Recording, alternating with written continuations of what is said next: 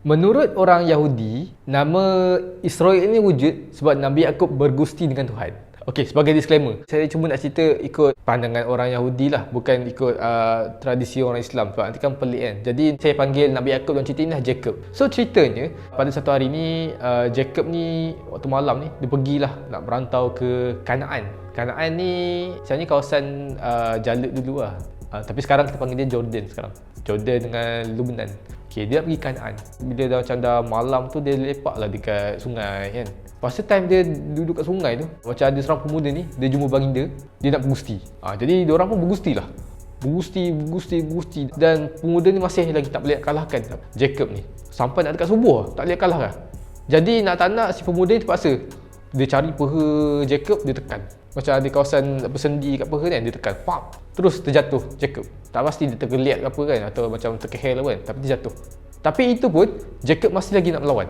Pasal pemuda tu kata tak, ya takkan nak lawan lagi. Tantang sampai 2-3 hari pun tak habis lawan. Sebab dia anggap Jacob memang kira gagah lah nak ceritanya.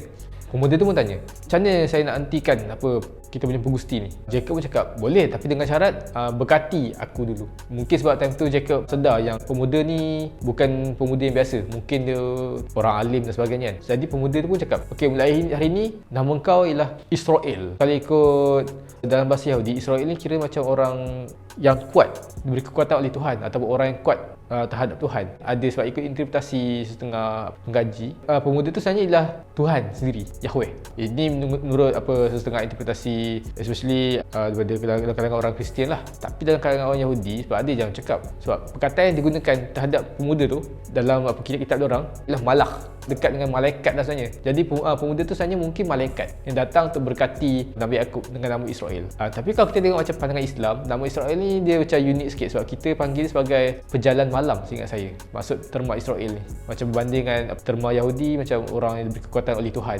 Tapi benda ni sebenarnya kira logik jugalah, sebab dalam kisah ni pun Nabi Yakub jalan waktu malam, Jacob jalan waktu malam. Semua saya nak pisahkan lah, sumber Yahudi dengan sumber Islam ni lain. Satu Israeliat, satu lagi sumber kita sendiri lah. Tapi disebabkan kisah bergusti ni, maka dalam makanan kosher orang Yahudi, kira halal versi Yahudi kan, diorang ada satu lagi tambahan di mana diorang tak boleh makan urat tendon dengan juga saraf siatik. Yang ni saya tak pasti apa terma dia dalam bahasa Melayu, tapi saya panggil dia urat keting je. Sebab dia urat saraf dekat peha ni kan. Sebab kenapa tak boleh makan? Sebab waktu Jacob ni dijatuhkan oleh pemuda tu, dia tekan dua urat ni. Jadi diorang tak boleh makan. Jadi kalau contoh diorang nak makan daging kan, diorang kena buang dulu urat tendon dan juga saraf siatik. Jadi itulah cerita macam mana nama Israel tu boleh wujud dalam kalangan orang Yahudi. Yes, diorang pun tak makan babi lah, tapi diorang lagi strict lah. Sebab tu kalau kita tak ada makanan halal, kita boleh makan makanan diorang. Diorang sebenarnya macam kita, tapi diorang lagi strict lah. Kan dulu kita pernah ada kes yang apa, ada orang buat ajaran sesat mana lah, cakap daging tak campur susu dan sebagainya. Itu kita Islam tak ada masalah tu. Tapi benda tu sebenarnya dalam Yahudi. Sebab tu diorang tak boleh minum, tak boleh makan buttermilk chicken lah, tak boleh makan.